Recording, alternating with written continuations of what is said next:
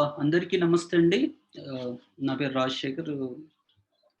గత 20 సంవత్సరాల నుండి ఈ సుస్థిర వ్యవసాయ కేంద్రంలో పనిచేస్తున్నాను. నేను చేసే ఆహ్, రకరకాల పనుల్లో విత్తనం పైన ఎక్కువ ఫోకస్ ఉంటుంది. దాంట్లో ముఖ్యంగా విత్తనాలు ఉత్పత్తి ఎలా చేయాలి? పాత రకాలు పాత విత్తనాలని వాడకంలో ఎలా తీసుకురావాలి? వాటి క్యారెక్టరైజేషన్ ఏంటి? అండ్ ఆహ్, వాటి ఉపయోగాలేముంటాయి? అలాగే విత్తన బ్యాంకులు ఏ విధంగా నిర్వహించాలి? అలాగే విత్తనము ఇన్‌ఫార్మల్‌గా, ఫార్మల్‌గా. ఇన్‌ఫార్మల్‌గా అంటే పాత పద్ధతులు రైతుల నుండి రైతుకి గ్రామ స్థాయిలో పంచుకునే వ్యవస్థ ఒకటి. అలాగే విత్తనం ఒక బిజినెస్ లాగా ఒక ఫార్మర్ ప్రొడ్యూసర్ కంపెనీస్ ఏవైతే ఉన్నాయో అవి విత్తనాలు ఉత్పత్తి చేసి ఏ విధంగా మార్కెట్ చేసుకోవచ్చు అనే దానిపైన మేము సుస్థ గత 20 సంవత్సరాల నుండి వర్క్ చేస్తూ ఉన్నాము. ఆహ్, ఈ ఈరోజు ప్రజెంటేషన్‌లో నేను చాలా మట్టుకి మేము చేస్తున్న మా పనులు, మా అనుభవాలు షేర్ చేసుకోవడమే కాకుండా, మీలో ఎవరైనా ఇంట్రెస్ట్ ఉండి ఆహ్, మీరు విత్తనాలు ఉత్పత్తి చేసి ఒక బిజినెస్ లాగా చేయాలనుకున్నా, లేకుంటే ఒక రిసోర్స్ పర్సన్‌గా ఆహ్, అవ్వాలనుకున్నా మీకీ సెషన్ ఉపయోగపడుతుంది. అంతే కాకుండా మీలో ఎవరైనా ఈ పాత విత్తనాలని వాడకంలో ఎలా తీసుకురావచ్చు? ఆహ్, వాటి ఈ గుణగణాలు ఏ విధంగా రికార్డ్ చేయొచ్చు? అలాగే వాటి ఉపయోగాలేంటి? దాంట్లో గూడా చాలా బిజినెస్ ఆపర్చునిటీ ఉంది. ఆ విధంగా అయినా ఎవరైనా ఇంట్రెస్ట్ ఉన్నా ఈరోజు మేము ఆహ్, ఈ సీడ్ పైన టేకప్ చేసిన వెబినార్ ఉపయోగపడుతుంది. సో, నేను కొన్ని బేసిక్స్‌తో బిగిన్ చేస్తాను. దీంట్లో హ్మ్, విత్తనం అంటే ఏంటి అనేది. సో, చాలా మట్టుకి ఆహ్, బేసిక్ క్వెషన్ ఇది. విత్తనం అంటే ఏంటి? దేన్ని విత్తనం అంటారు? అంటే విత్తనానికి అలాగే గింజకి తేడా ఏముంటుంది? ఆహ్, అలాగే ఆహ్, ఆహ్, ఈ ఈ విషయానికొస్తే దానికి ముందు మనము ఎన్ని రకాల విత్తనాలుంటాయి? ఒకటి మీలో చాలామంది వినే ఉంటారు. హ్మ్. చాలా కామన్‌గా వాడే ఆహ్, వర్డ్ స్థానిక రకాలు, లేకుంటే పాత విత్తనాలు, సాంప్రదాయ విత్తనాలు అనేది ఒకటి చాలా జనరల్‌గా మనకి వినిపిచ్చేది. హ్మ్. మార్కెట్‌లో వెళ్ళినా ఆహ్, ఈ మధ్య వెజిటబుల్స్ అమ్ముతుంటారు. లేకుంటే ఆహ్, వాళ్ళు చెప్పేది ఇవి దేశీ విత్తనాలే, దాంతో పండించిన పంటలే అని డిమాండ్ ఉంది. ఆ విధంగా. అది ఒక కేటగరీ. పాత విత్తనాలు, స్థానిక రకాలు, లేక సాంప్రదాయ విత్తనాలు ఒక కేటగరీ. రెండోది అధిక దిగుబడిచ్చే రకాలు. ఇంగ్లీష్‌లో వీటిని హై యీల్డింగ్ వెరైటీస్ అంటారు. లేకుంటే ఓపెన్ పాలినేటెడ్ వెరైటీస్ అంటారు. లేక సూటి రకాలని గూడా అనొచ్చు. ఉదాహరణకి మనకి బీపీటీ లాంటివి, ఆర్ఎన్ఆర్ లాంటివైతే ఉన్నాయో ఈ కేటగరీలో వస్తాయి. థర్డ్ కేటగరీలో హైబ్రిడ్స్, సంకర విత్తనాలు. హైబ్రిడ్ పత్తి కావచ్చు, హైబ్రిడ్ చాలా మటుకి కూరగాయల్లో ఇవి కనిపిస్తుంటాయి. ఇది థర్డ్ కేటగరీ. ఇవి కాకుండాను కొంతమంది రైతులు రూపొందించిన విత్తనాలున్నారు. రైతు విత్తనాలంటారు. ఆ రైతు విత్తనాలు హైబ్రిడ్స్ అవ్వవు ఎట్టి పరిస్థితిలో. అవి స్థానిక రకాల నుండి, పాత రకాల నుండి సెలక్షన్ చేసేది. ఆహ్, అవి ఉంటాయి. ఇక చాలా టెక్నాలజీ యూజ్ చేసి వాడేవి, బయోటెక్నాలజీ యూజ్ చేసి రూపొందించిన విత్తనాలను జన్యు మార్పిడి విత్తనాలంటారు. జెనెటికల్లీ మోడిఫైడ్ సీడ్స్ అంటారు. ప్రస్తుతం మనకి బీటీ పత్తి ఆహ్, ఇండియాలో విస్తృతంగా పండిస్తున్నారు. అలాగే ఈ హెచ్‌టి పత్తి అనేది ఇల్లీగల్‌గా ఉంది. హెర్బిసైడ్ టాలరెంట్ పత్తి అనేది ఇల్లీగల్‌గా ఉంది. బీటీ పత్తి ఏమో లీగల్‌గా పర్మిషన్ ఉంది. అంటే ఈ జన్యు మార్పిడి విత్తనాలైతే ఉన్నాయో అవి హైబ్రిడ్స్ కావచ్చు, లేకుంటే పాత రకాలు కావచ్చు, లేకుంటే హై యీల్డింగ్ వెరైటీస్. ఏ రకాన్నైనా, ఏ విత్తనాన్నైనా సరే జన్యు మార్పిడి విత్తనంగా టెక్నాలజీ యూజ్ చేసి మార్ మార్చవచ్చు. ఇంకా ఇంకో పాపులర్ వర్డ్ టెర్మినేటర్ విత్తనాలు, టెర్మినేషన్ టెక్నాలజీ ఉంది. అది మన దగ్గర లేదు. అంటే అది ఆ విత్తనం ఒకేసారి వాడొచ్చు. మళ్ళీ మళ్ళీ వాడలేము. అయితే ఈ అన్ని రకాల కేటగిరీస్‌లో ఏందంటేను ఒక హైబ్రిడ్ జన్యు మార్పిడి టెర్మినేటర్ విత్తనాలు తప్ప అది స్థానిక రకాలు, అధిక దిగుబడి ఇచ్చే రకాలు రైతులు సులువుగా విత్తనాలను తయారు చేసుకోవచ్చు, ఉత్పత్తి చేసుకోవచ్చు, తిరిగి ఉపయోగించొచ్చు. ఇకపోతే చట్టపరంగా విత్తనాలను అంటే మీరు యూనివర్సిటీ నుండి వెళ్లి ఏదైనా విత్తనాలు లేక రీసెర్చ్ స్టేషన్ నుండి మీరు వెళ్లి విత్తనాలు తీసుకుంటే సైంటిస్ట్‌లు మాట్లాడే భాష వచ్చేసరికి ఈ కింద విధంగా చెప్తారు. న్యూక్లియస్ విత్తనాలని ఉంటాయి. ఈ న్యూక్లియస్ విత్తనాలు అంటేను చాలా బేసిక్ విత్తనాలు. మొదట్లో ఆ విత్తనాలను తయారు చేసినప్పుడు చాలా తక్కువ మోతాదులో ఉండి ఈ అన్ని శాస్త్రవేత్త అనుకున్న విధంగా అన్ని లక్షణాలు కలిగి ఉన్న విత్తనాలని న్యూక్లియస్ విత్తనాలు. ఇవి శాస్త్రవేత్తల దగ్గర ఉండేది ఎవరికి ఇవ్వరు. దీని నుండి తయారు చేసిన విత్తనాలను బ్రీడర్ విత్తనం అంటారు. ఈ బ్రీడర్ తయారు చేసేసి ఈ విత్తనాన్ని కొంత రీసెర్చ్ స్టేషన్‌లో అందుబాటులో ఉంచుతారు. ఆ బ్రీడర్ విత్తనం తర్వాత వచ్చే మూడవ కేటగిరీ ఫౌండేషన్ విత్తనం. ఈ ఫౌండేషన్ విత్తనం చాలా వరకి ఈ కృషి విజ్ఞాన కేంద్రాస్‌లో కావచ్చు, ఎఫ్‌పిఓస్‌కి కావచ్చు, రైతులకి అందుబాటులో ఉంటుంది.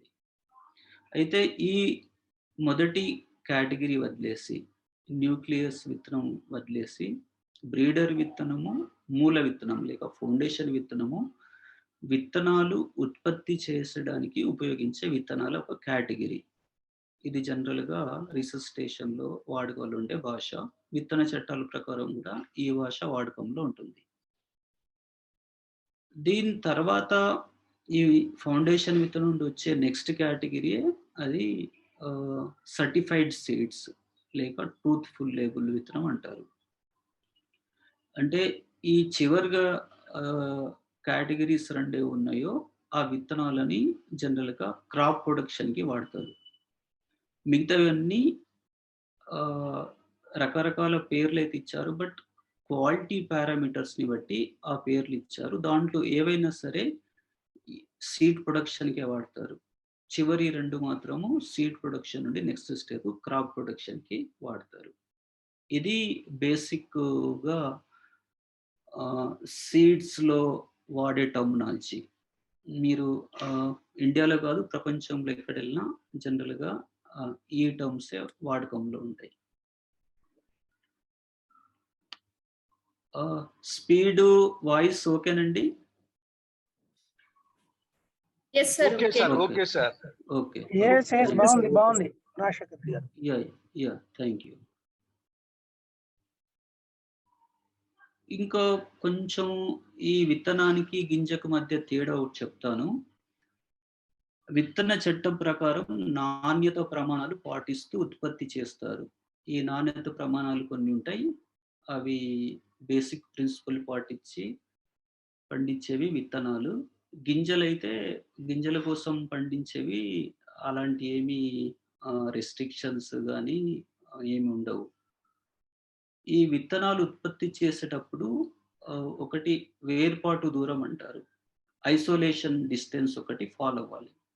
దీని ఇంకా కొంచెము మంచి ఎగ్జాంపుల్ చెప్పాలంటేను, ఈ కరోనా నేపథ్యంలో సోషల్ డిస్టెన్స్ అన్నారు. అంటే అవతల వాళ్ళకి ఏమన్నా కరోనా ఉంటే అయి మ ముందున్న వాళ్ళకి, దగ్గరున్న వాళ్ళకి సోకకుండా ఒక డిస్టెన్స్. అదే విధంగా ఈ సీడ్‌లో, క్రాప్స్‌లో ఏదైతే పాలెన్ ఉంటుందో, ఆ పాలెన్ నెక్స్ట్ దగ్గరలో ఉన్న క్రాప్‌లో వెళ్లి పడకుండా ఒక డిస్టెన్స్ మెయింటైన్ చేయాలి. దానిని ఐసోలేషన్ డిస్టెన్స్ అంటారు. ఇది క్రాప్‌ని బట్టి మారుతూ ఉంటుంది. 5 మీటర్స్, 3 మీటర్స్ టు కొన్ని 100 మీటర్స్ ఉంటుంది. అదొకటి must. The basic principle seed ప్రొడక్షన్‌లో పాటించేది. అంటే క్వాలిటీ సీడ్ రావాలి, కల్తీ ఇవ్వకుండా పాటించేది. రెండోది రోగ్స్ అంటారు. అంటే చెడువాలు. రోగ్స్ చెడువాలు లేకపోతే వీటిని కేలీలంటారు. అంటే ఆ రకం కాకుండా వేరే రకం ఏమైనా కల్తీ ఉంటే గుర్తించి వాటిని తీసేయడం. ఇవి ఈ 2 చాలా ముఖ్యమైన పనులు ఈ సీడ్ ప్రొడక్షన్‌లో మనం చేయవలసుంటుంది. అలాగే ఆహ్, మన క్రాప్ ప్రొటెక్షన్‌లో ఇవన్నీ అవసరం లేదు. ఇక్కడ జన్యుపరంగా స్వచ్ఛత కలిగి ఉండాలి అంటాం. జన్యుపరంగా స్వచ్ఛత అంటే వాళ్ళ పేరెంట్స్‌కి ఏవైతే క్యారెక్టర్స్ ఉంటాయి. అంటే ఏదైతే వెరైటీ అనుకుంటున్నామో, ఆ పేరెంట్స్‌కి ఏవైతే క్యారెక్టర్స్ ఉంటాయో, నెక్స్ట్ జనరేషన్ గూడా అవే క్యారెక్టర్ రావాలి. అది జెనెటిక్ క్యారెక్టర్. అది మనకి కనిపించదు. అండ్ చాలా మైన్యూట్స్ ఉంటాయి. ఆహ్, అవి కలిగి ఉండాలి. దీంట్లో ఇలాంటివి అవసరం లేదు క్రాప్ ప్రొటెక్షన్‌లో. అలాగే భౌతిక స్వచ్ఛత అంటే చూడడానికి అన్ని గింజలు ఒకే రకంగా ఉండాలి. మొలక శాతం బాగుండాలి. ఎలాంటి పురుగులు, తెగుళ్ళు ఆశించి ఉండకూడదు. లేబుల్ అతికించడం జరుగుతుంది. ఇవన్నీ విత్తనానికి గాని, విత్తన ప్యాకెట్‌కి ఆహ్, ఉన్న లక్షణాలు. దీంట్లో గ్రెయిన్స్‌కి ఇవన్నీ ఏమి అవసరం ఉండవు. ఈ విత్తనాలు నిల్వ సమయంలో పురుగుల నుండి రక్షణే కాకుండా విత్తన జీవ సామర్థ్యం తగ్గకుండా జాగ్రత్త పడాలి. అంటే జర్మినేషను పర్సెంటేజ్, వయబిలిటీ అవి తగ్గకుండా సీడ్స్‌ని కొంచెం జాగ్రత్తగా రూమ్ టెంపరేచర్‌లో ఎక్స్‌ట్రీమ్ టెంపరేచర్స్‌కి గాని, క్లైమేట్ కండిషన్స్‌కి ఎక్స్‌పోజ్ కాకుండా చూడవలసి ఉంటుంది. ధాన్యానికి అవన్నీ అవసరం ఉండవు. ఈ విత్తనాల నాణ్యత ధృవీకరిస్తారు. లేబుల్ ద్వారా తెలియజేస్తారు. లేబుల్ ఉంటుంది సీడ్ ప్యాకెట్ పైన. ఆ లేబుల్ పైన అన్ని వివరాలు ఉంటాయి. విత్తనము, క్రాప్ నేము, దాంట్లో రకమేంటి, ఎప్పుడు ప్యాక్ చేశారు, ఎక్స్‌పైరీ డేట్ ఏంటి, దాంట్లో జెనెటిక్ ప్యూరిటీ ఎంత ఉంది, ఫిజికల్ ప్యూరిటీ ఎంత ఉంటుంది, అలాగే జర్మినేషన్ పర్సెంటేజ్ వగైరా, వగైరా ఇవి విత్తన చట్టాల ప్రకారం ఈ ఇన్ఫర్మేషన్ అంతా మనకు ఈ సీడ్ ప్యాకెట్ పైన ఉంటుంది. ఉండాలి. అది చట్టపరంగా లేకపోతే అది సీడ్‌గా మనము పరిగణించకూడదు. సో, ఇవన్నీ సీడ్‌కి అండ్ గ్రెయిన్‌కి మధ్య ఉండే ఆహ్, తేడా. ఇంకోటేందంటేను విత్తనాలన్నీ గింజలే. అంటే విత్తనాలని గింజలుగా వాడొచ్చు. కానీ గింజలన్నీ విత్తనాలు కావు. విత్తనాలన్నీ గింజలేనంటే అయితే ఈ విత్తనాలని గింజలుగా వాడుతున్నారు సబ్సిడీ అనే దాంతో ప్రభుత్వము ఈ సీడ్ ట్రీట్‌మెంట్ అనేది గూడా ఒకటి తీసుకొచ్చింది. వేరుశనగ కాయలున్నాయనుకోండి సబ్సిడీలొచ్చినవి అవి వేరే దారి మళ్ళిచ్చేసేసి మార్కెట్‌లో బ్లాక్ మార్కెట్‌లో ఎళ్తాయనేసి అలాంటి కొన్ని సీడ్ ట్రీట్‌మెంట్ కెమికల్స్‌తో ట్రీట్ చేస్తే ఒకటి పురుగులు, తెగుళ్ళ నుండి గూడా వాటిని రక్షించొచ్చు. రెండోది ఈ విధంగా బ్లాక్ మార్కెట్ అవ్వదు. గ్రెయిన్‌గా వాడరనే ఉద్దేశ్యంతో ఇదొకటి తీసుకొచ్చారు. ఇది బేసిక్‌గా ఇవన్నీ బేసిక్సే చెప్తున్నండి. సీడ్‌కి అండ్ గ్రెయిన్స్‌కి మధ్య ఉన్న డిఫరెన్సెస్.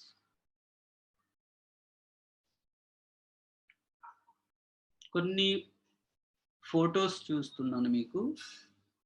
జనరల్‌గా ఈ స్వచ్ఛత అంటే రైతు భాషలో క్వాలిటీ సీడ్స్ మంచి విత్తనం అని దేన్ని అంటాం అనేది.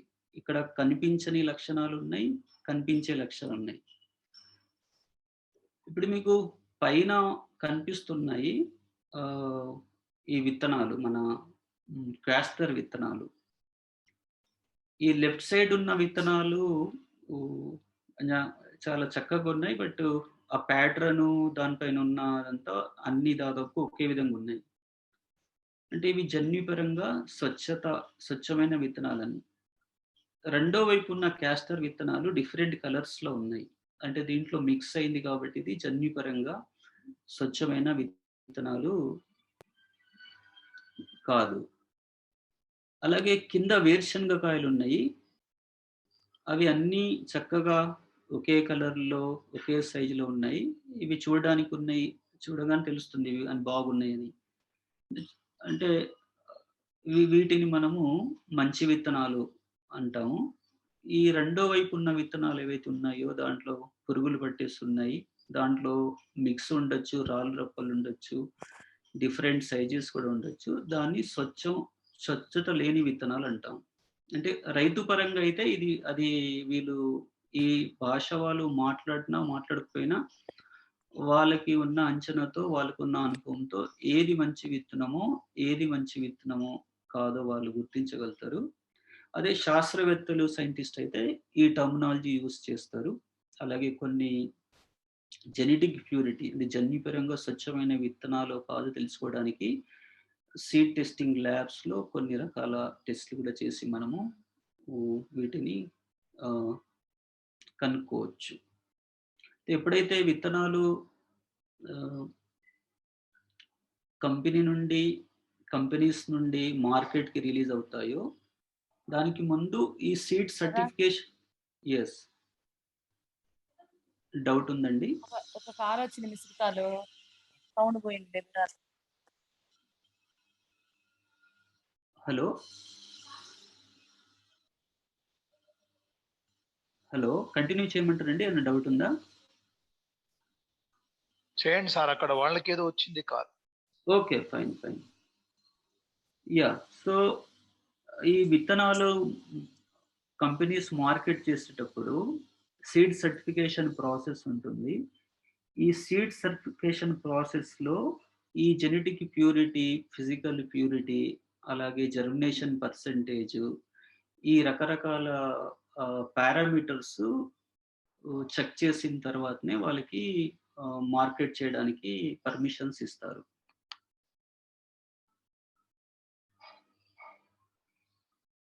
యాహ్! సో, నెక్స్ట్ విషయానికొస్తే, ఇప్పుడు ఈ స్లైడ్‌లో నేను మీకు ఎక్స్‌ప్లెయిన్ చేయబోయేది సీడ్ సిస్టమ్స్ ఇప్పుడు ఎలా ఉన్నాయి?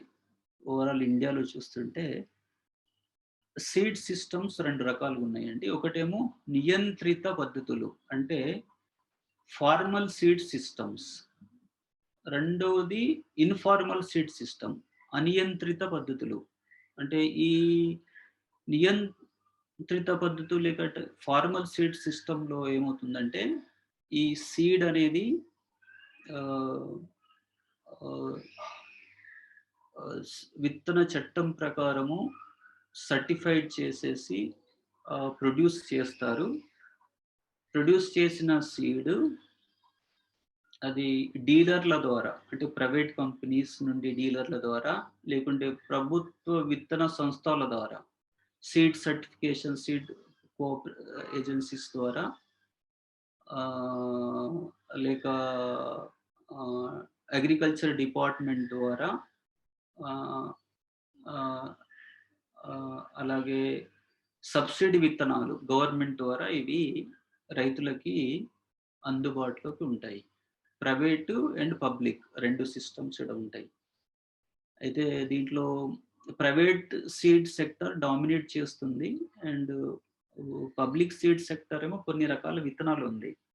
అండ్ ఇక్కడ ప్రైవేట్ సీడ్ సెక్టర్ చేసే పనులేందంటేను, ఏవైతే విత్తనాలు తక్కువ మోతాదులో ఉండి, స్మాల్ క్వాంటిటీస్ అంటే వాటిని లో వాల్యూమ్, హై ప్రైస్ అంటారు. లో వాల్యూమ్ అంటే ఉదాహరణకి కూరగాయ విత్తనాల్లో టొమాటో గాని, వంగ లాంటివి తీసుకుంటే ఒక ఎకరాకి చాలా తక్కువ విత్తనాలు అవసరం ఉంటాయి. సో, ఆహ్, ఆ తక్కువ మోతాదులో వాళ్ళకి ఖర్చులు కలిసొస్తాయి కాబట్టి, అలాంటి విత్తనాలని వాళ్ళు ఎక్కువ మార్కెట్ చేయడానికి ఇష్టపడతారు. ఎందుకంటే వీళ్ళకి ఖర్చులు తక్కువ ఉంటాయి. స్టోరేజ్ గానీ, హ్యాండ్లింగ్ చార్జెస్ తక్కువ ఉంటాయి. కానీ ఉదాహరణకి వేరుశనగ లాంటివి ఆహ్, ఈ ఎకరాకి ఎక్కువ మోతాదు కావాలి. ఇలాంటి విత్తనాలని ప్రైవేట్ కంపెనీస్ ఎక్కువ మార్కెట్ చేయడానికి ఇష్టపడవు. మార్జిన్స్ తక్కువుంటాయని.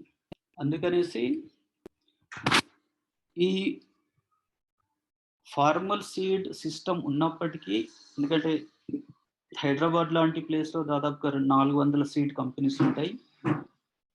దీంట్లో మల్టీనేషనల్ కంపెనీస్, నేషనల్ కంపెనీస్ చాలా ఉంటాయి. ఇక్కడ సీడ్ బిజినెస్ చాలా జరుగుతుంది. అయినప్పటికీ వాళ్ళ ఫోకస్ అంతా ఎక్కువ లాభాలొచ్చే విత్తనాల పైన ఉంటుంది.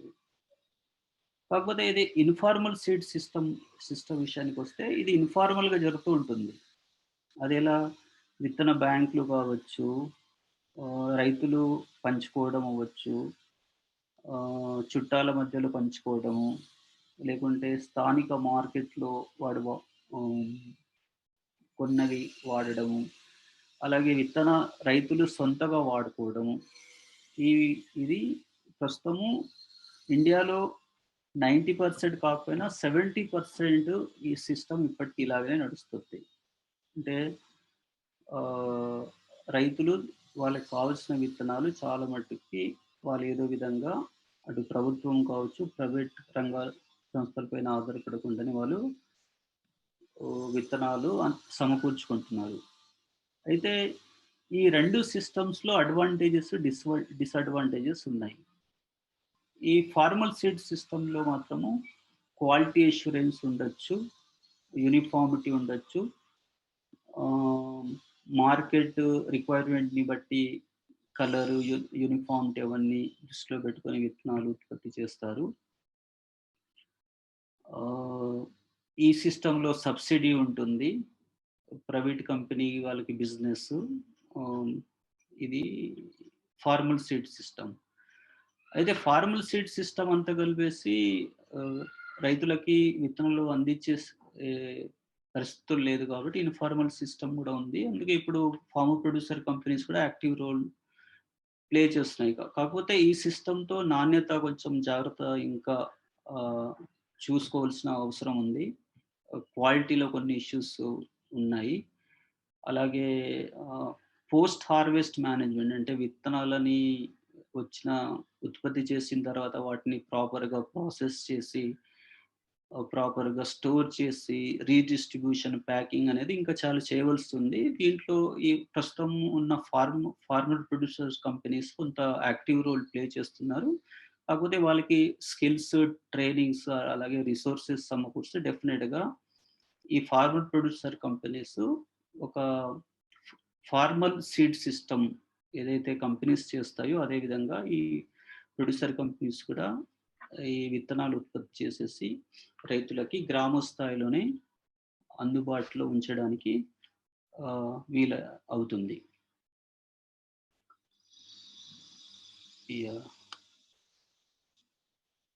సో కంటిన్యూ చేయమంటారా? ఏమన్నా చేయండి సార్. మంచిగా చాలా స్పష్టంగా ఉంది. Okay. Very crystal clear. Thank you.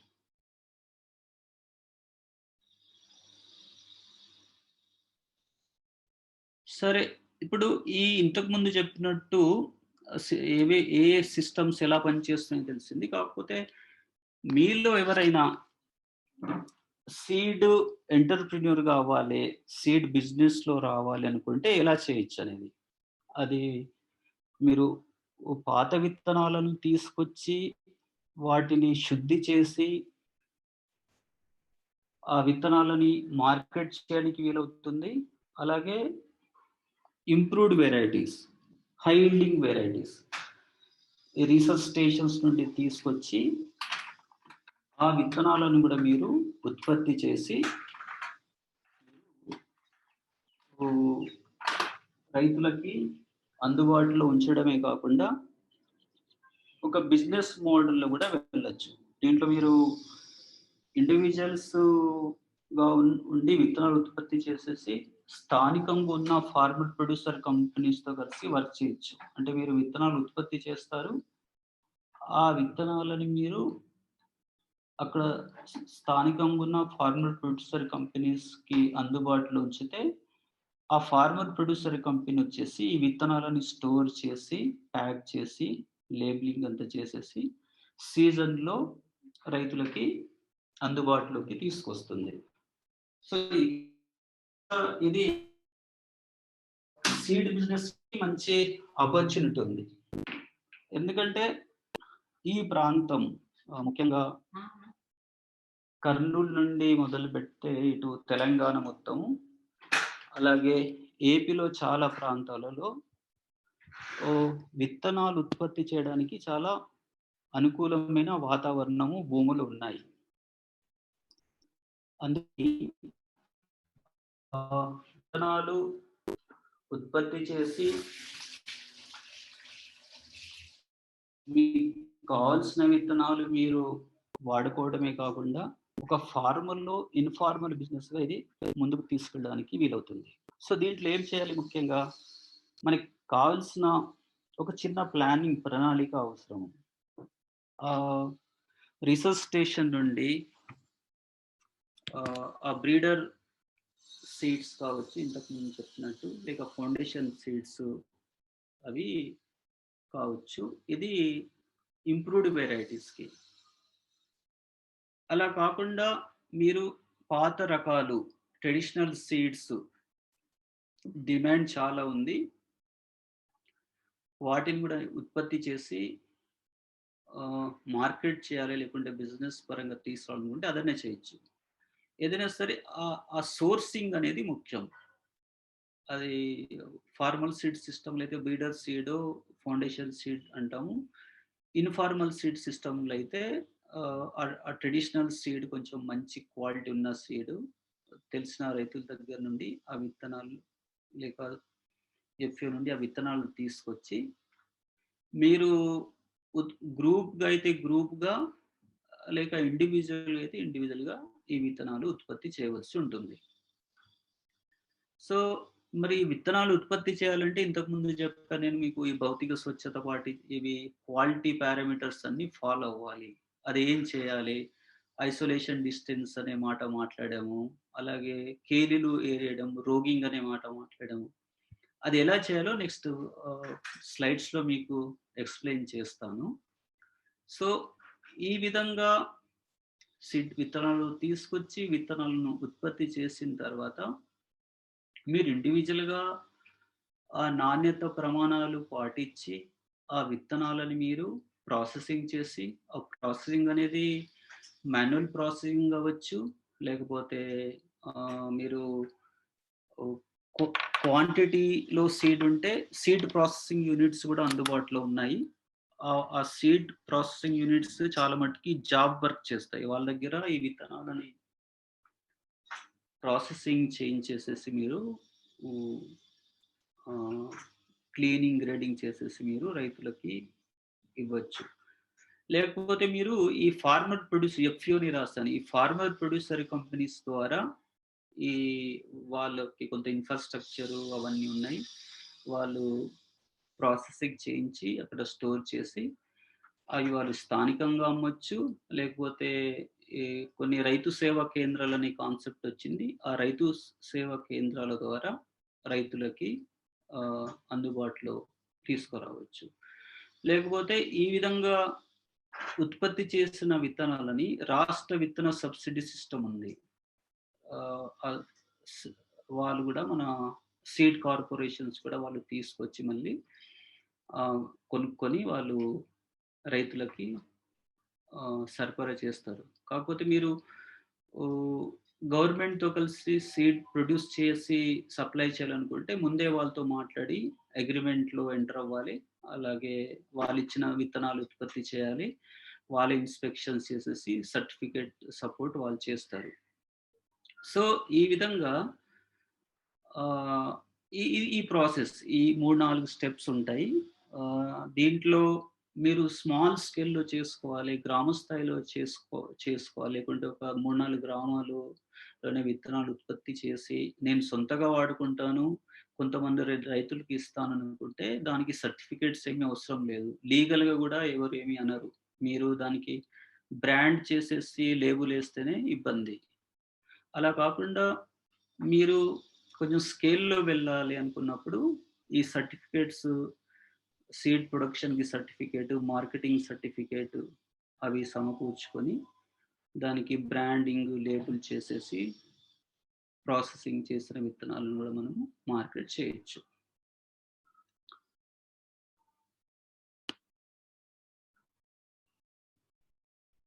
So, ఇది ఇందులో నేను చెప్పిన విషయాలు అది పాత విత్తనాలన్నీ వాడకంలో తీసుకొచ్చి ఉత్పత్తి చేయడానికి డిమాండ్ ఉన్న విత్తనాలకి ఉపయోగపడుతుంది. అలాగే సూటి రకాలు ఆహ్, నాణ్యమైన విత్తనాలు ఉత్పత్తి చేసి రైతులకి అందుబాటులో ఉంచడానికి గూడా ఈ సిస్టము మీరు అడాప్ట్ చేయొచ్చు.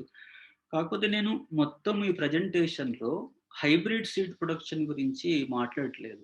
హైబ్రిడ్ సీడ్ ప్రొడక్షన్ గురించి మాట్లాడుకోవడానికి కారణం ఏందంటే, హైబ్రిడ్ సీడ్ ప్రొడ్యూస్ చేసి మార్కెట్ చేయాలంటే దానికి కావాల్సిన పేరెంటల్ లైన్స్ ఉంటాయి. Male and female lines. అవి ఈ ఎవరు షేర్ చెయ్యరు రైతులకు గాని, ఎఫ్‌యూస్ గాని.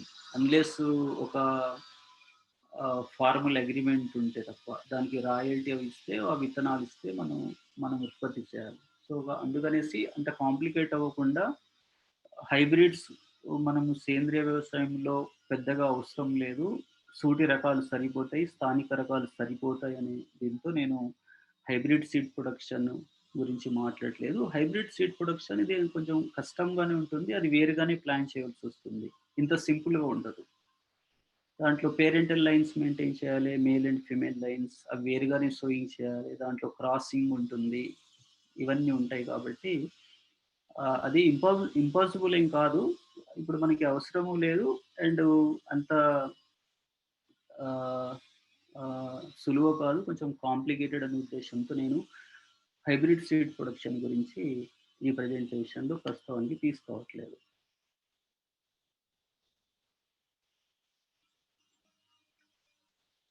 సో, ఇకపోతే మేము సీఎస్ఏ పరంగా చేసిన కొన్ని పనులు అంటే ఈ పాత రకాలకున్న చాలా డిమాండ్ వస్తూ ఉంది.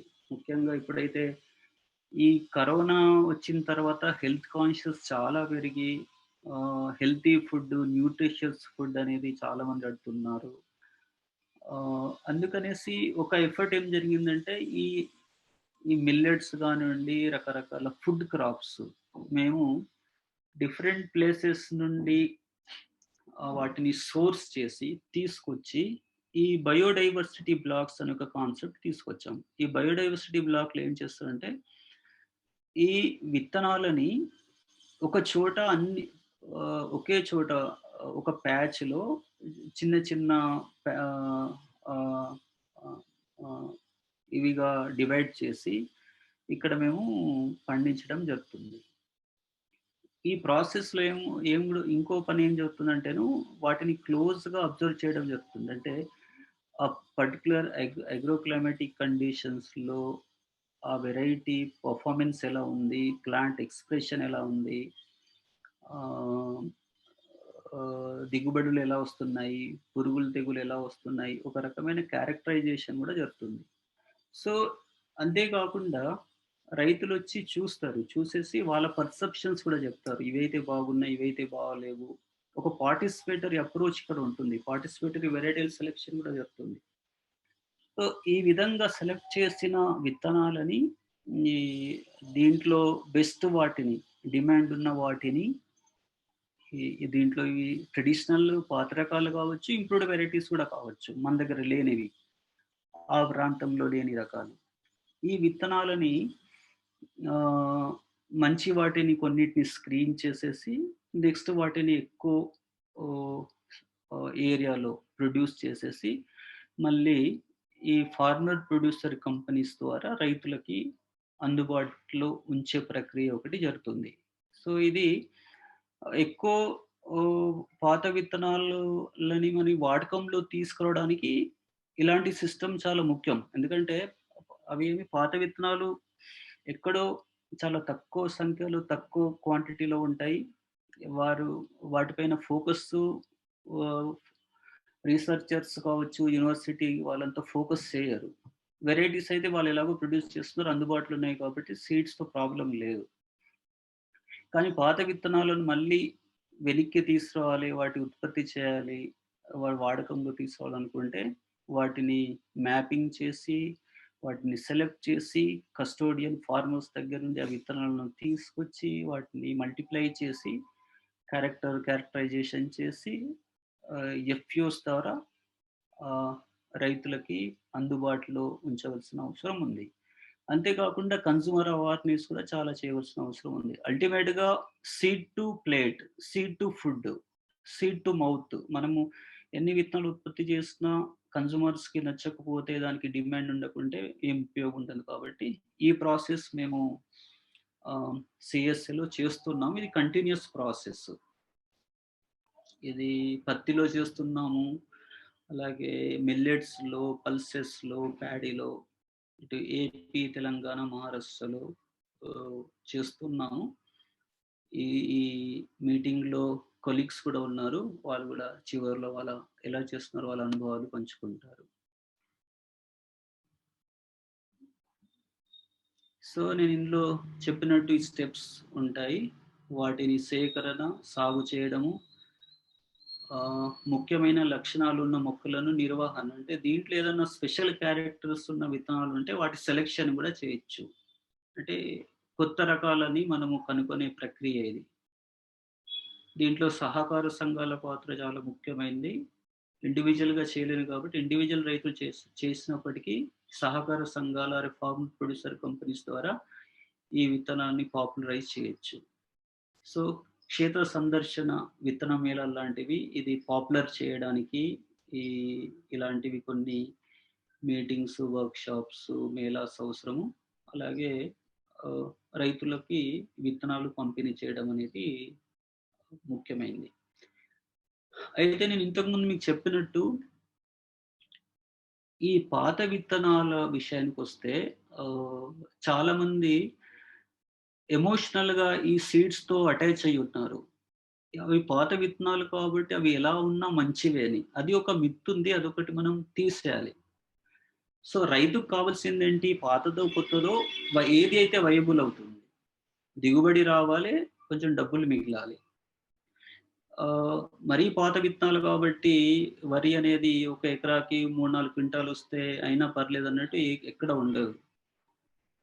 సూటి రకాలు ఒక 20, 25 క్వింటాలొస్తే ఈ ట్రెడిషనల్ సీడ్స్ కనీసం 15 క్వింటాలొస్తే గాని ఆహ్, మార్కెట్ ప్రైస్ ఎక్కువుంటుంది కాబట్టి ఫార్మర్స్ లెవెల్‌లో వైయబుల్ అవుతుంది. అందుకనేది దీంట్లో ఒక ఫార్మల్ సీడ్ సిస్టమ్‌లో ఏదైతే క్వాలిటీ కంట్రోల్ సిస్టమ్ ఉందో, సర్టిఫికేషన్ సిస్టమ్ ఉందో, అది గూడా ఈ ట్రెడిషనల్ సీడ్‌లో గూడా మనము ఈ సర్టిఫికేషన్ సిస్టమ్‌లో తీసుకొచ్చే ప్రయత్నం చేస్తున్నాం. దీనినే పీజీఎస్, పార్టిసిపేటరీ గ్యారంటీ సిస్టమ్ అంటారు. ప్రస్తుతం ఇది ఆర్గానిక్ సర్టిఫికేషన్‌లో ఉంది. దీన్ని గూడా సీడ్‌కి అడాప్ట్ చేయొచ్చు. ఈ పార్టిసిపేటరీ గ్యారంటీ సిస్టమ్‌లో ఏం చేస్తామంటే, రైతులే అంతా కలిసి ఆహ్, ఆ క్వాలిటీ పారామీటర్స్ కొన్ని వాళ్ళు డిఫైన్ చేసుకుంటారు. అంటే ఈ ఎర్ర బియ్యము, ఎర్ర వడ్లకైతే ఆహ్, ఎలాంటి లక్షణాలుండాలి, ఆహ్, ఎంత ఉండాలి, రంగెలా ఉండాలి, అలాగే పురుగులు, తెగుళ్ళు ఎంతవరకి ఉంటే సరిపోతుందనేది వాళ్ళు డిఫైన్ చేస్తారు. బయట నుండి ఎవరు డిఫైన్ చేయరు. ఈ విధంగా కొన్ని సెట్ ఆఫ్ గైడ్‌లైన్స్ పెట్టుకొని అవి అదే జర్మినేషన్ దీంట్లో ముఖ్యమైనది. అంటే ఇప్పుడు మామూలుగా స ఫార్మల్ సీడ్ సిస్టమ్‌లో సూటి రకాలు ఏదైతే సర్టిఫైడ్ సీడ్స్ ఉంటాయో దాంట్లో జర్మినేషను 75-85, 90 ఉంటుంది. సో, ఈ ట్రెడిషనల్ సీడ్స్‌కి కొంచెము తక్కువైనా పర్లేదు. బట్ సెటప్పు ఆహ్, గైడ్‌లైన్స్ ఉండాలి. దానికి కొన్ని సంస్థలు ప్రయత్నాలు చేస్తున్నాయి. మేము అలాగే వాసన్ అనే సంస్థ, ఆర్ఆర్ఎన్ నెట్వర్క్‌లో భాగంగా ఈ ప్రయత్నాలు జరుగుతున్నాయి ప్రభుత్వంతో కలిసి. అయితే ఈ సిస్టమ్ మనం పెట్టుకుంటే ఏందంటేను, ఎవరైనా సరే పాత విత్తనాలు కాబట్టి ఎలా ఎలా ఉన్నా పర్లేదు కాదు. దానికి కూడా కొన్ని క్వాలిటీ పారామీటర్స్ ఉండాలి. ఇవి ఉన్నాయని మనము డిఫైన్ చేసేసి సీడ్‌తో పాటు వాటి క్యారెక్టర్స్ అండ్ ఈ క్వాలిటీ పారామీటర్స్ కూడా మనము రైతులకిస్తే ఇంకా బావుంటుంది. అది ఇంకా ఇనీషియల్ స్టేజ్‌లో ఉంది. ఆ ప్రయత్నాలు జరుగుతూ ఉన్నాయి.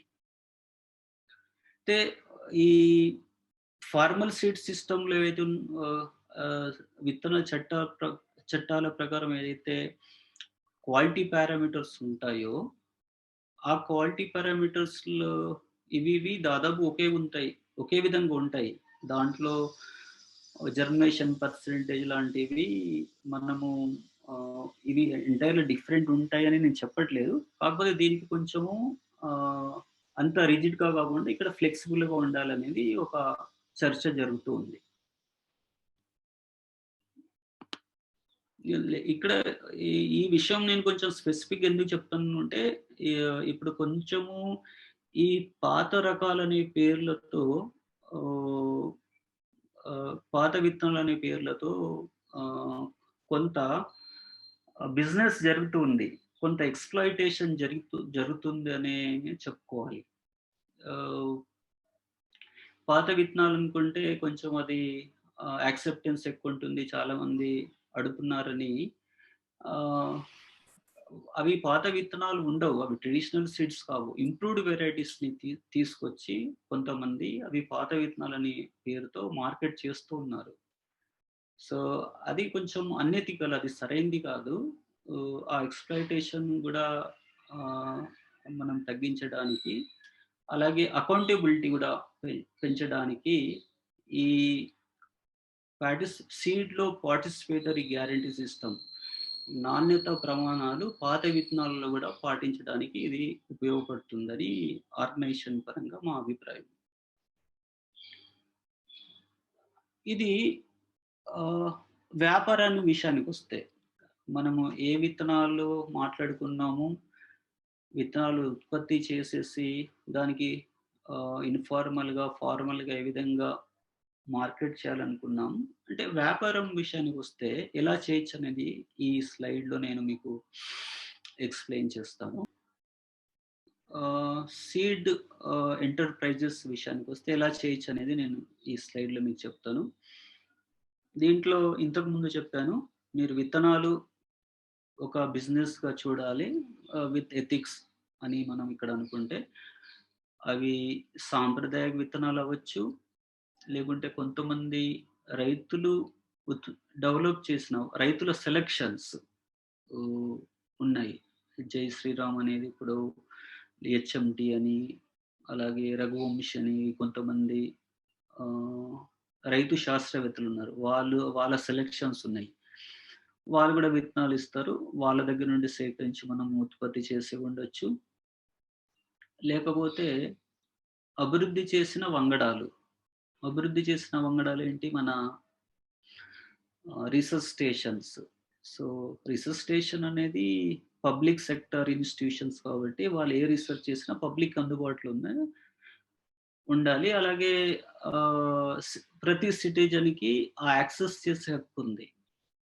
ఓన్లీ ప్రాసెస్ అర్థం చేసుకొని వాళ్ళ నుండి విత్తనాలు రీసెర్చ్ స్టేషన్ నుండి మనం విత్తనాలను తీసుకురావాల్సి ఉంటుంది. అలాగే కొంత మట్టుకి వాణిజ్య రకాలు గూడా మనం కావాలనుకుంటే ఈ 4 కేటగరీస్‌లో ఫస్ట్ 2 కేటగరీస్ 3 కేటగరీస్‌కి స్కోప్ ఎక్కువుంది. ఫోర్త్ కేటగరీ వాణిజ్య రకాలు స్కోప్ తక్కువుంది. ఈ విత్తనాలని మనం తీసుకొచ్చి సోర్సింగ్ అంటాం అది. ఆ విత్తనాలను తీసుకొచ్చి ఒక ప్రణాళిక ప్రకారము మీ ప్రాంతంలో రైతులని ఐడెంటిఫై చేసి అవి ఉత్పత్తి చేయడము మొదటి స్టెప్. సో, విత్తనాలు ఉత్పత్తి చేసేటప్పుడు పాటించవలసిన జాగ్రత్తలు నేను మళ్ళీ రిపీట్ చేస్తాను నెక్స్ట్ స్లైడ్స్‌లో. ఈ ఈ విధంగా ఉత్పత్తి చేసే ప్రాసెస్‌లో రైతు భాగస్వామ్యంలో విత్తన రకాల ఎంపిక ఆహ్, ఒకటి చేస్తాం. దాన్ని క్యారెక్టరైజేషన్ చేస్తాం. సో, ఇక్కడ ఈ పార్టిసిపేటరీ వెరైటల్ సెలక్షన్ అంటాం. లేకుంటే రైతు భాగస్వామ్యంలో విత్తన రకాల ఎంపిక అనే వర్డ్ ఎందుకు ముఖ్యం అంటే, మనము ఏవైనా రకాలు తీసుకొచ్చి ట్రెడిషనల్ సీడ్స్ తీసుకొచ్చినప్పుడు దానికి డిమాండ్ ఉండకపోవచ్చు. ఒకవేళ మీరు డిమాండ్ క్రియేట్ చేసే ప్రాసెస్సే ఇది. డిమాండ్ లేకపోవడానికి చాలా కారణాలు ఉండవచ్చు. ఒకటేమో ఆ ఏరియాకి సూట్ అవుతుందో లేదో రైతులకి నమ్మకం ఉండకపోవచ్చు. ఈల్డ్ పరంగా డౌట్స్ ఉండొచ్చు.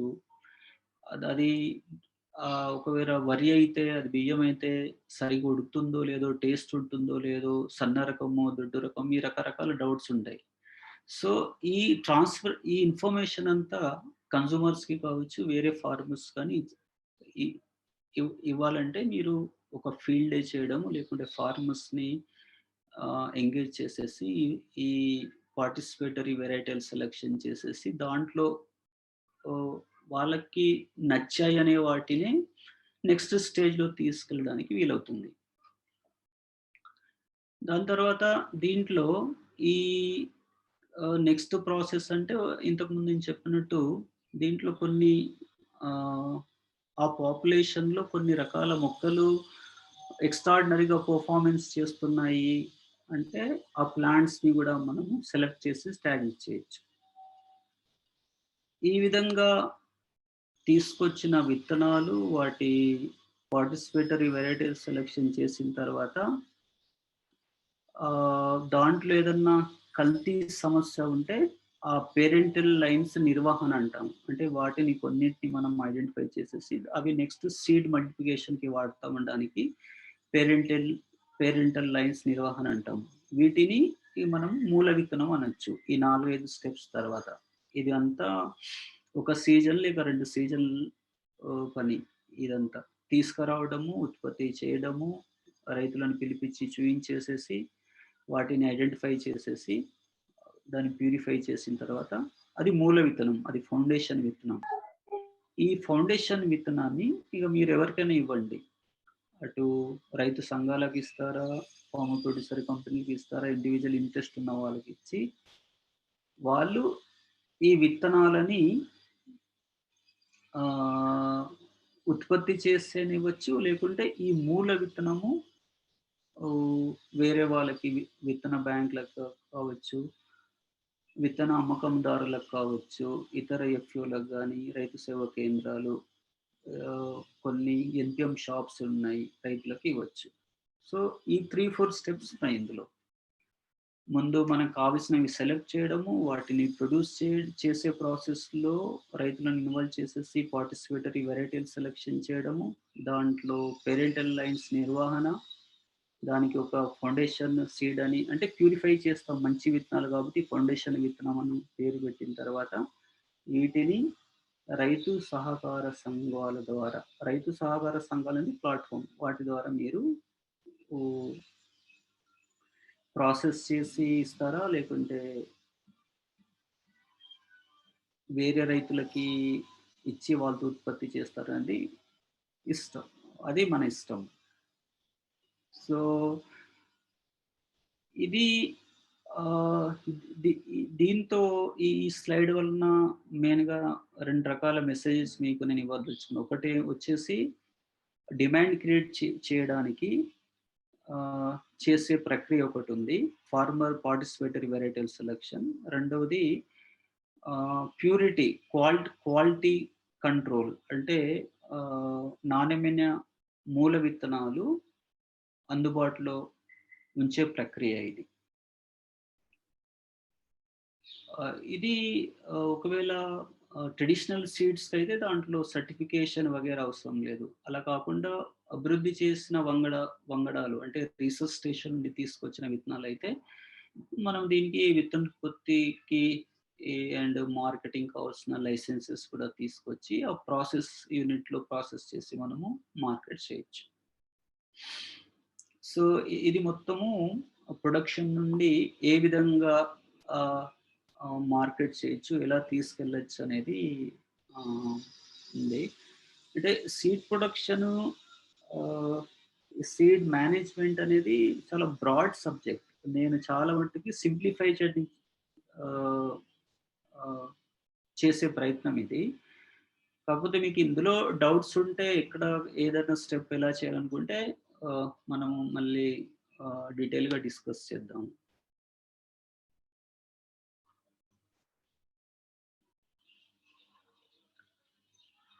సో, ఇంతకుముందు నేను చెప్పినట్టు ఇప్పుడు ఓహ్, నాణ్యమైన విత్తనోత్పత్తికి మేలుకోలు. విత్తనోత్పత్తి అంటే రైతు స్థాయిలో ఎట్లా చేయాలి? రైతు స్థాయి అనేది కొన్ని ముఖ్యమైన స్టెప్స్ నేను ఇక్కడ ఎక్స్‌ప్లెయిన్ చేస్తాను. ఇప్పుడున్న టీమ్‌లో ఈ పార్టిసిపెంట్స్‌లో సీఎస్ఏ టీమ్ కాకుండా బయట నుండి ఎవరైనా సీడ్ ప్రొడ్యూస్ చేసిన అనుభవం ఉందండి?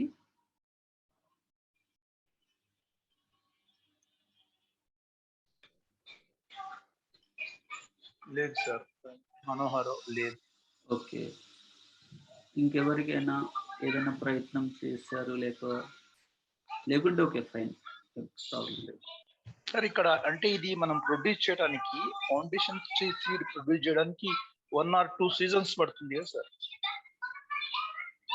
యాహ్! అంటే మీరు ఏదన్నా ఇంప్యూర్ సీడ్ తీసుకొచ్చి అంటే పాత రకాలు తీసుకొచ్చి ఆ ఫౌండేషన్ సీడ్ అనే స్టేజ్‌కి రావడానికి కొంత ప్యూరిఫై చేయాలి. దాంట్లో మిక్స్చర్స్ ఉంటాయి. రకాల కల్తీ ఉంటాయి కాబట్టి, ఈ క్లీనింగ్ ప్రాసెస్‌కి ఈ 2 సీజన్స్ అవసరమండి. అలా కాకుండా మీరు ట్రెడిషనల్ సీడ్సే మీరు ఈ స్టెప్పు అవాయిడ్ చేసి ఆహ్, నేరుగా ఉత్పత్తిలో వెళ్ళాలనుకుంటే అప్పుడు మాలాంటి సంస్థల్ని మీరు అప్రోచ్ అవ్వచ్చు. మేము ఆల్రెడీ ఆ ప్యూరిఫికేషను రైతు స్థాయిలో ఇండివిడ్యువల్స్ చేయలేరు కాబట్టి మేము అది ఆ ప్రాసెస్‌లో ఉన్నాం మేము. మేము రెగ్యులర్‌గా చేస్తుంటాము.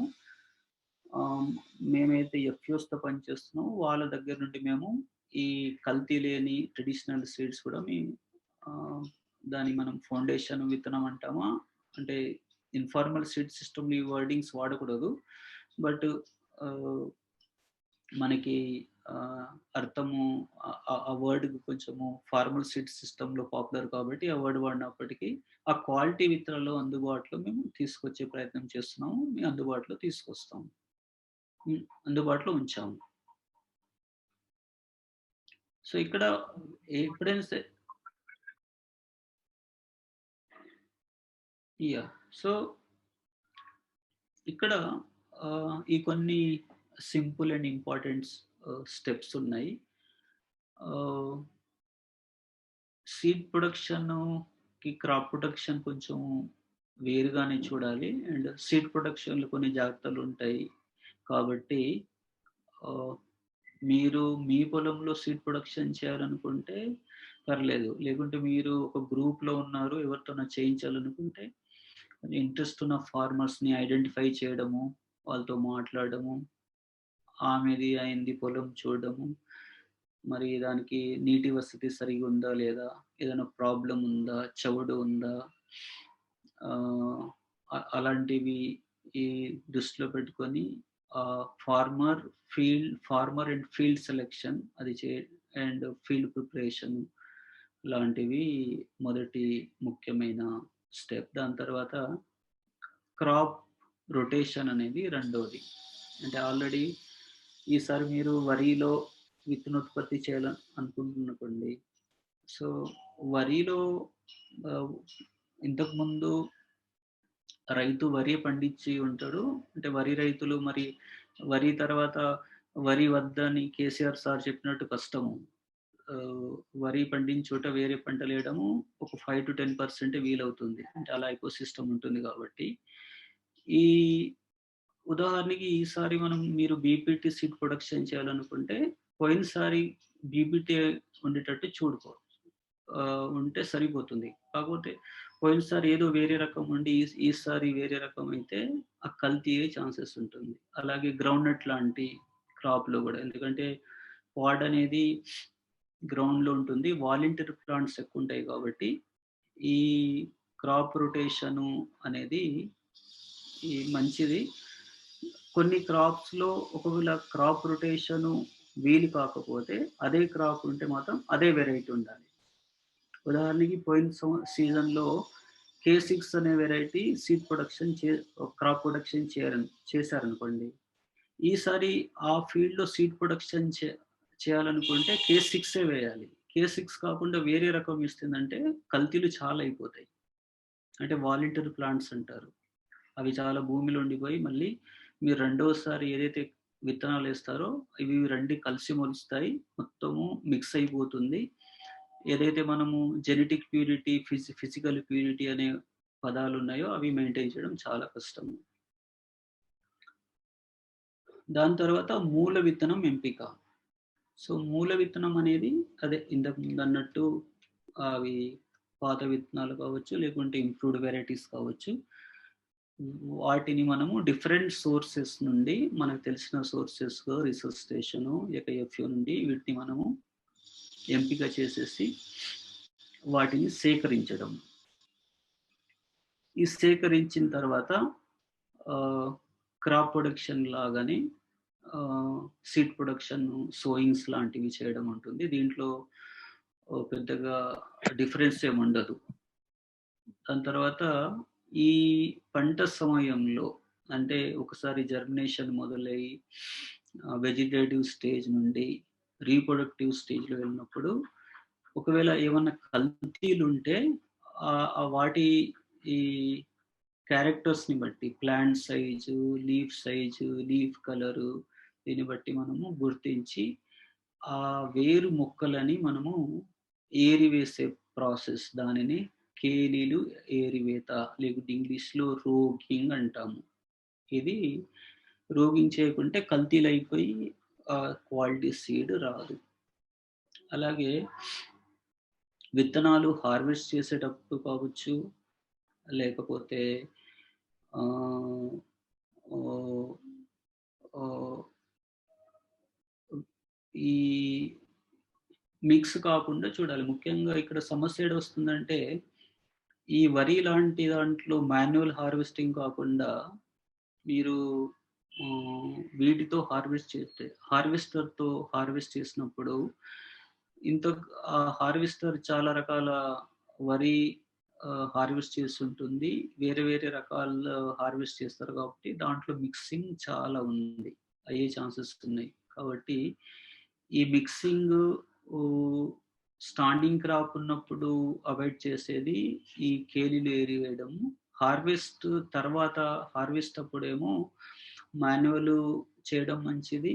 లేకపోతే మాన్యువల్ అవ్వకపోతే ఈ మెషిన్స్ వాడినప్పుడు మాత్రము అవి వేరే వరి విత్తనాలు వేరే వరివి హార్వెస్ట్ లాంటివి కాకుండా చూడాలి. హార్వెస్టర్స్ మేనేజ్‌మెంట్ కూడా దీంట్లో చాలా ముఖ్యమైనది. ఇక్కడ కొన్ని ఫోటోస్ మీకు చూయించొచ్చును. మొదటి ఫోటోలో ఆ కలర్‌ని బట్టి కేలీని తీసేయడం జరుగుతుంది. రెండోది ఈ కల్తీ కాకుండా ఏర్పాటు దూరం అనేది ఐసోలేషన్ డిస్టెన్స్ మెయింటైన్ చేసేదుంటుంది. వరి దాంట్లో అయితే 3 మీటర్ల నుండి మొదలైతే వేరుశనగలు 5 మీటర్స్ అలాగే వెజిటబుల్స్ బ్రింజాల్, టొమాటో లాంటి దాంట్లో 50 మీటర్స్ ఐసోలేషన్ ఉంటుంది. అలాగే హైలీ క్రాస్ పాలినేటెడ్ క్రాప్స్ మన మొక్కజొన్న లాంటి వాటిలో అయితే 300 నుండి 500 మీటర్ల ఐసోలేషన్ ఉంటుంది. సో, ఈ దూరము పాటించకపోతే ఈ సోషల్ డిస్టెన్స్ లాంటిది ఇది గూడా. అక్కడ కరోనా వచ్చినట్టు ఇక్కడ ఈ పుప్పొడొచ్చి పడిపోయి కల్తీ అయిపోయి క్వాలిటీ పోతుంది. తర్వాత వరి లాంటి పంటలైతే ఈ ఏమన్నా కల్తీ ఉంటే ఇట్లా కనిపిస్తుంటాయి. ఈ మూడో ఫోటోలో వేరే రకం వరి కల్తీ అయినప్పుడు ఆ కంకుల ఎత్తుని బట్టి ఈ విధంగా ప్లాంట్ హైట్‌ని బట్టి, plant leaf colours, flower colours, stem colour ఈ విధంగా రకరకాల లక్షణాలని దృష్టిలో పెట్టుకొని ఈ వేరే రకాలేమన్నా ఉంటే వాటిని తీసేసే ప్రాసెస్‌నే మనము కేలీలు ఏరివేయడం అంటారు. ఇది చాలా చాలా ముఖ్యమైన అంశం ఇందులో.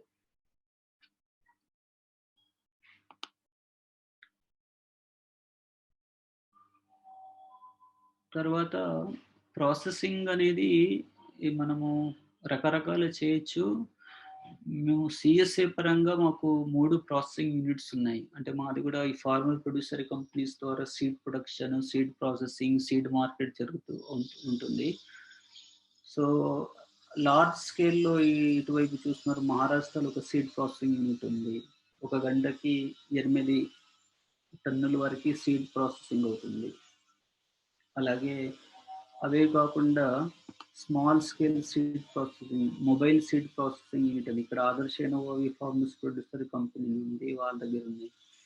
సో, ఆదర్శ క్లబ్ అని ఉంది. అలాగే జనగాం దగ్గర కూడా ఒక ఫార్మర్ ప్రొడ్యూసర్ కంపెనీ ఉంది. వాళ్ళ దగ్గర ఈ మొబైల్ సీడ్ ప్రాసెసింగ్ యూనిట్స్ ఉన్నాయి. సో, ఈ ఈ సీడ్ ప్రాసెసింగ్ యూనిట్స్ మనము ఉపయోగించి ఈ గ్రేడింగ్ అవన్నీ చేసుకోవచ్చు. ఎందుకంటే ఈ రోజుల్లో లేబర్ కూడా కొంచెం ప్రాబ్లమేటిక్ ఉంది. లేబర్ చార్జెస్ కూడా చాలా ఉన్నాయి కాబట్టి మెకనైజేషన్ అనేది ఇంకా తప్పని పరిస్థితి.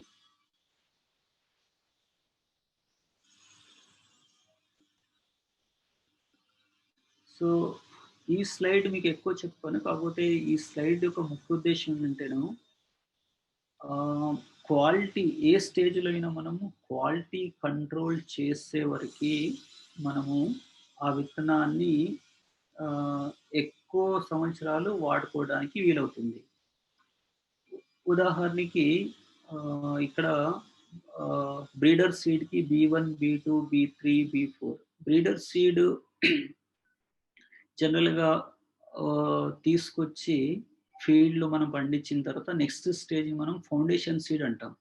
కానీ మనం బ్రీడర్ సీడ్ కి ఉన్న క్వాలిటీ పారామీటర్స్ తీసుకొని అవి మనం మెయింటైన్ చేయగలిగితే దాన్ని మనము ఆ బ్రీడర్ సీడ్ లాగానే 2, 3 సంవత్సరాల వరకు వాడొచ్చు. ఎక్కడైనా తేడా వచ్చిందనుకుంటే అది ఫౌండేషన్ విత్తనానికి షిఫ్ట్ అవుతుంది. అదే విధంగా foundation seed 1, foundation seed C1, C2, C3, C4 వరకు చేయొచ్చు.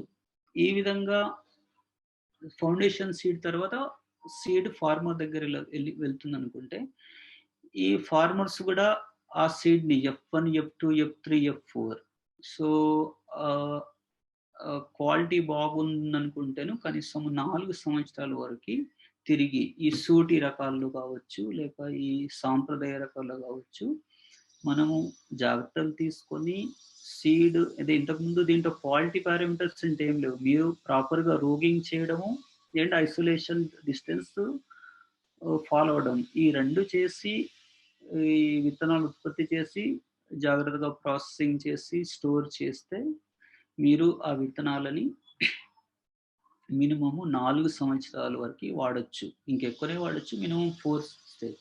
ఎక్కడైనా ఏ స్టేజ్‌లో అయినా కల్తీ అయింది, క్వాలిటీ ఇష్యూస్ ఉన్నాయనుకుంటే మాత్రం మీరు ప్యూరిఫికేషన్ కన్నా వెళ్ళాలి. లేకుంటే వేరే దగ్గర నుండి విత్తనాలు తీసుకొచ్చి మళ్ళీ ప్రాసెస్ బిగిన్ చేయొచ్చు.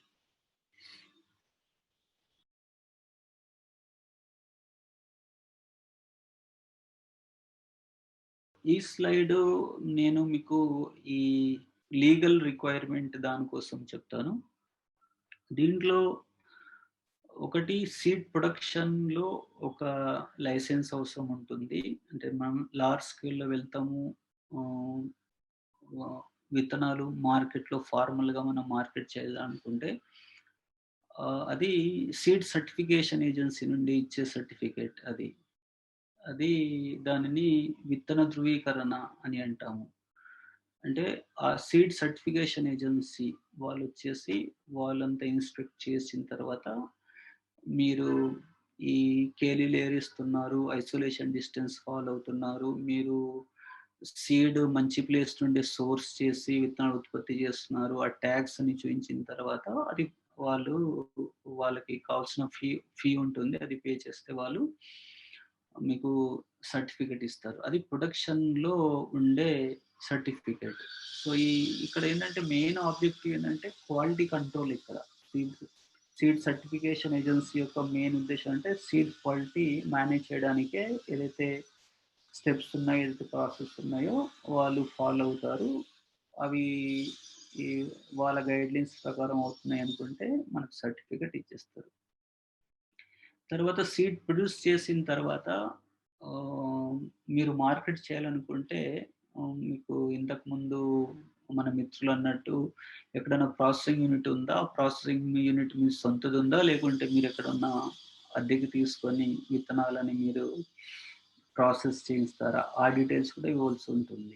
సో, ఆ ప్రాసెస్ చేసిన విత్తనాలు ఎక్కడ అమ్మాలి అని అండ్ అడ్రెసెస్ అండ్ ఆ డీటెయిల్స్ ఇస్తే ఇంకో సర్టిఫికేట్ వస్తుంది. Marketing certificate. ఇది అగ్రికల్చర్ డిపార్ట్మెంట్ నుండి వస్తుంది. సో, దీంట్లో విత్తనాలు మార్కెట్ చేయాలనుకుంటే ఈ మార్కెటింగ్ సర్టిఫికేట్ అయితే మస్ట్. మీరు దీంట్లో చాలా మంది మీరు ఎఫ్ఎస్ ఉన్నారు. మీకు తెలిసే ఉంటుంది. మీరు ఈ మార్కెటింగ్ సర్టిఫికేట్ తీసుకున్నారు. కాకపోతే మీలో లేక మనలో చాలా మంది ఈ ప్రొడక్షన్‌లో సర్టిఫికేట్ ఇంతవరకు తీసుకోలేదు. సో, అది అంత మ్యాండేట్ కాదు. అది ట్రూత్‌ఫుల్ లేబుల్‌గా అమ్మొచ్చు. సెల్ఫ్ సర్టిఫికేషన్ లాంటిదన్నట్టు. అంటే క్వాలిటీ మెయింటైన్ చేసాము మీరు అని అని మనము డిక్లేర్ చేస్తాం. దాన్ని ట్రూత్‌ఫుల్ లేబుల్ అంటాం. సో, ఈ విత్తనాల ధృవీకరణలో ఈ స్టేజెస్ ఉంటాయి. ఈ విత్తనాల లభ్యత మూలాల నిర్ధారణ అంటే ఎక్కడి నుండి సోర్స్ ఏంటి? అక్కడ నుండి బిగిన్ అయితే ఫార్మ్ 1 అని ఉంటుంది. అది ఫిల్ చేసి ఇవ్వడం జరుగుతుంది. దానికి కావాల్సిన ఫీ పే చేయడం. అంటే సీడ్ సర్టిఫికేషన్ ఏజెన్సీకి ఇవ్వవలసిన కాయిదాలు ఇవన్నీ.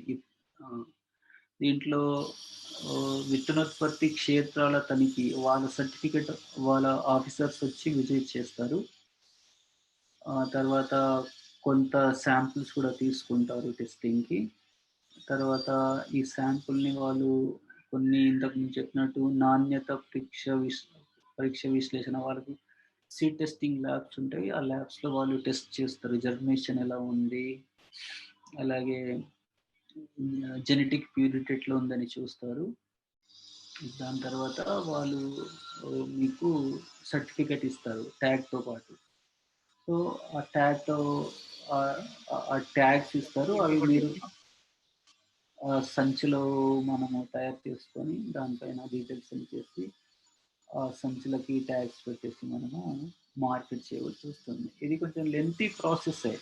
ఇది కూడా అవాయిడ్ చేసేసి ఓన్లీ ట్రూత్‌ఫుల్ లేబుల్‌గా మనం విత్తనాలు మార్కెట్ చేయొచ్చు. కాకపోతే దీనికి మనకు కావాల్సింది ఏంటి? మార్కెటింగ్ లైసెన్స్ అయితే మస్ట్. అలా కాదు మేము మార్కెటింగ్ లైసెన్స్ కూడా తీసుకోము. మాకు ఇవన్నీ హెడేక్ వద్దనుకుంటే మీరు దానికి లేబుల్ చేయకుండా మీరు మార్కెట్ చేయొచ్చు. అయితే అది డిమాండ్ పైన డిపెండ్ అవుతుంది. మీ రైతులే, మీ గ్రామస్తులే వాళ్ళంతా వాళ్ళకి ఒకరికి నమ్మకం ఉంటుంది కాబట్టి నాకు ఈ ప్యాకింగ్, బ్యాగ్ అవసరం లేదు. మామూలుగా ఏదైనా మామూలు సంచిలో వేసి ఇవ్వండి. నేను తీసుకెళ్ళి వాడుకుంటానంటే ఇంకేం అభ్యంతరం ఉండదు.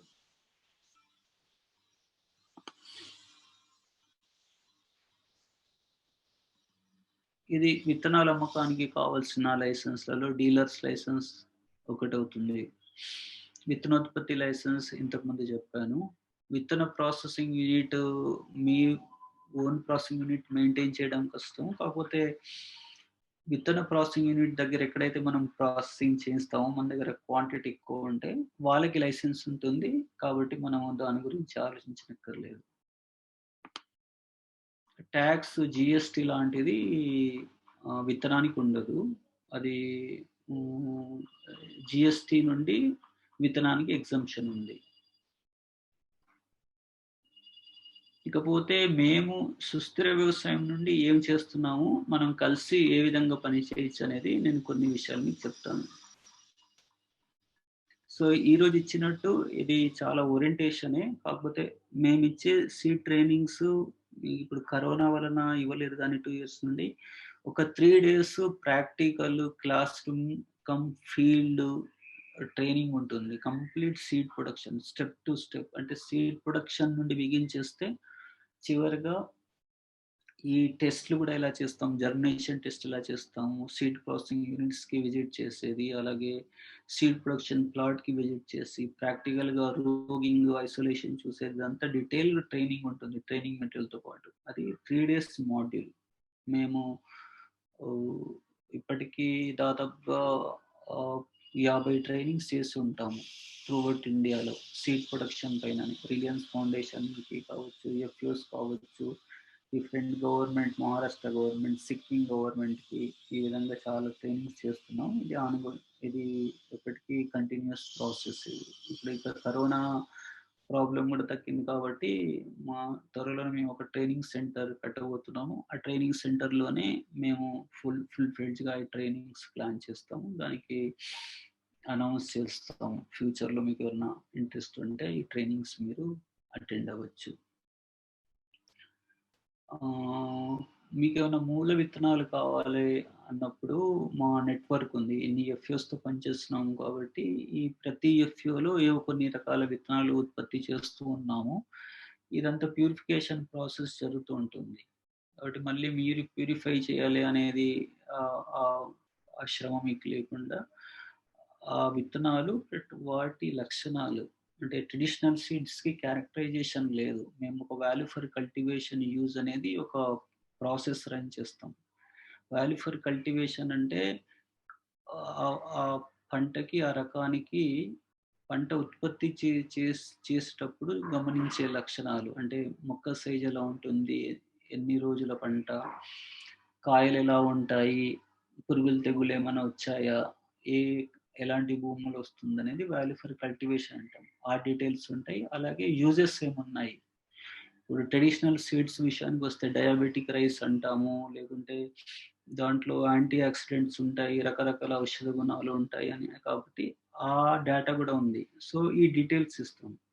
సో, ఎప్పుడైతే మీరు వేరే రైతులు విత్తనాలు ఉత్పత్తి చేయాలనుకున్నప్పుడు ఈ ఇన్ఫర్మేషన్ గూడా మీ దగ్గరుంటే మీ భూమికి, మీ ప్రాంతానికి ఈ విత్తనం సరిపోతుందా లేదా అనేది ఒక అంచనా మీకొస్తుంది. దాని తర్వాత ఏ రకాల ఉపయోగాలున్నాయి, ఇన్ ఈ ఇన్ని రకాల ఉపయోగాలున్నాయి కాబట్టి డిమాండ్ క్రియేట్ చేయడానికి గూడా మీకు వీలవుతుంది. కాబట్టి ఈ క్యారెక్టరైజేషన్ ఆల్రెడీ మా దగ్గర దాదాపుగా 100 రకాలకి ఇన్ఫర్మేషన్ ఉంది. డేటాబేస్ ఉంది. అది రెగ్యులర్‌గా చేస్తూ ఉంటాము. ఫీల్డ్ టీమ్ చేస్తూ ఉంటారు. దాన్ని వాల్యూ ఫర్ కల్టివేషన్ యూజ్ లేకుంటే తెలుగులో పంట రకం గుణగణాల సేకరణ. అది మేము చేస్తుంటాము. నేను చివరగా చూపిస్తా ఒక్కొక్క క్రాప్‌కి ఎలా చేస్తామో.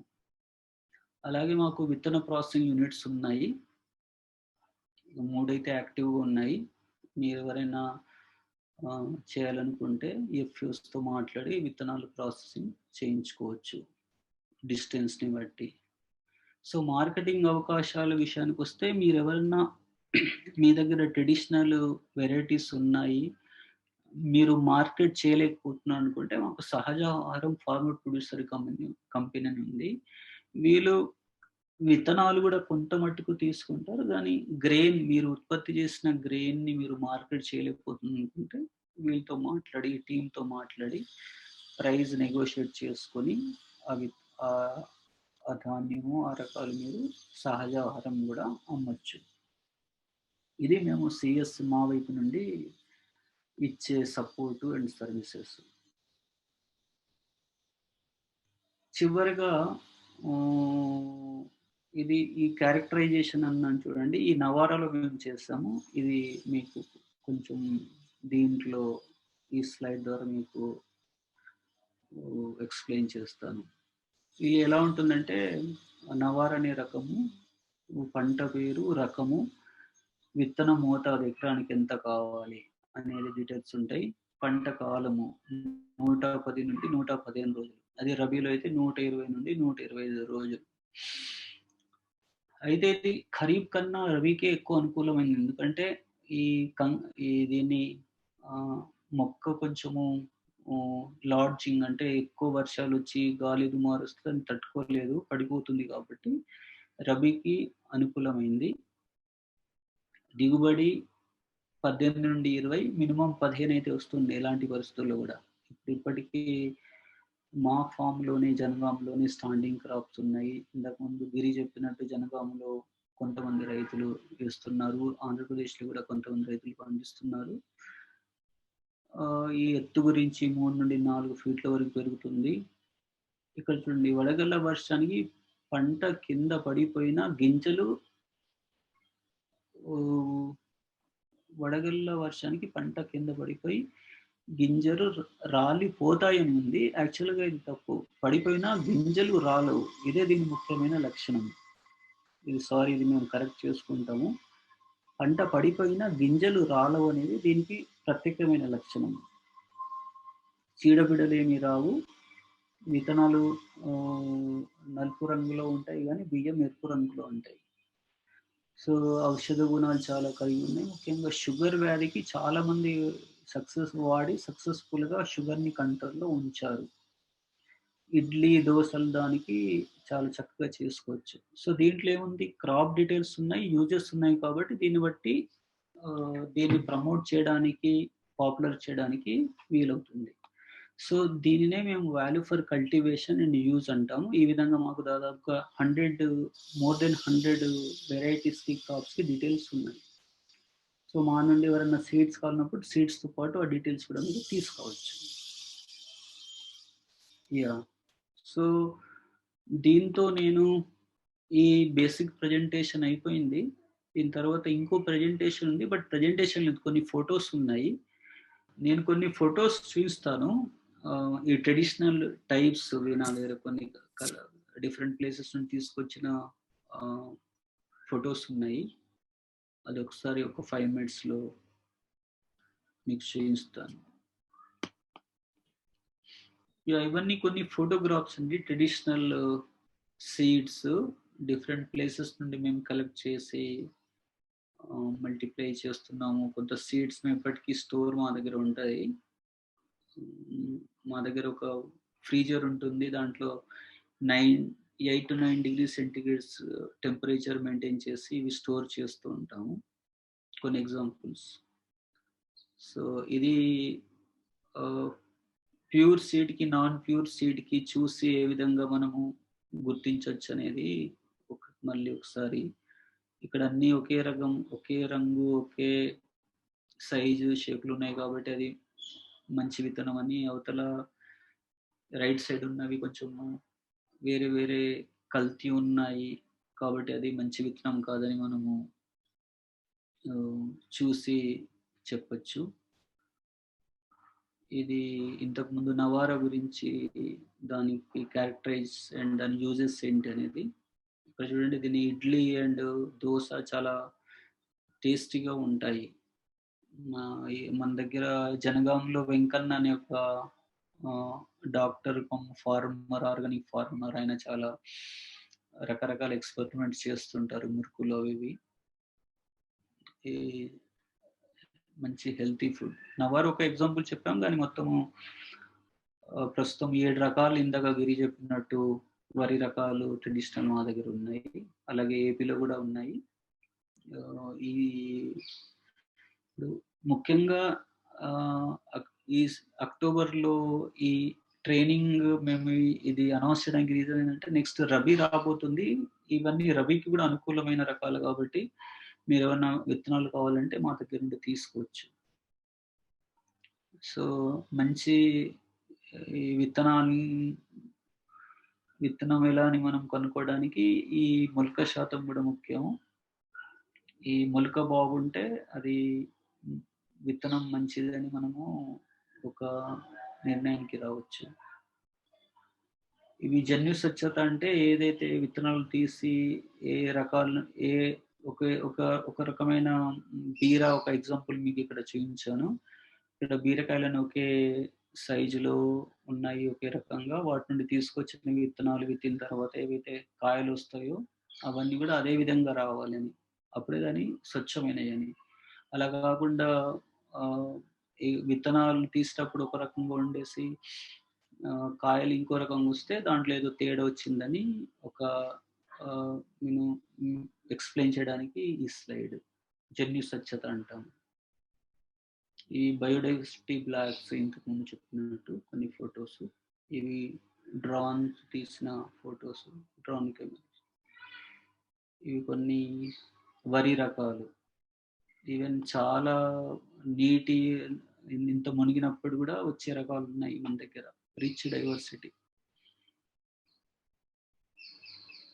ఈ కొన్ని రకాల జొన్న రకాలు, ఫింగర్ మిల్లెట్స్. దీంట్లో కొన్ని మా దగ్గర ఉన్నాయి. ఇవి ఆదిలాబాద్ ఏరియా నుండి సేకరించింది. ఆదిలాబాద్ చిక్కుడు అని ట్రెడిషనల్, చాలా టేస్టీ, పాపులర్, బాగుంటుంది. ఈ రకరకాల వంకాయలు,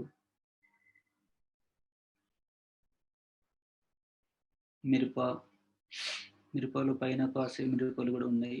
ఈ పైన కాసే మిరపలకి కొంచెం రోగాలు తక్కువ వస్తాయి. ఈ వరల్డ్ హాటెస్ట్ చిల్లీ ఉంది, ఇది భూత్ జోలోకి అనేది, నార్త్ ఈస్ట్ లో ఉంటుంది. అవి కూడా మన ఏరియాలో ట్రై చేసాము. ఈవెన్ టెర్రస్ గార్డెన్ కూడా వస్తుంది. అది ఘాటు చాలా ఎక్కువ ఉంటుంది కాబట్టి కొంతమంది ఇష్టపడరు.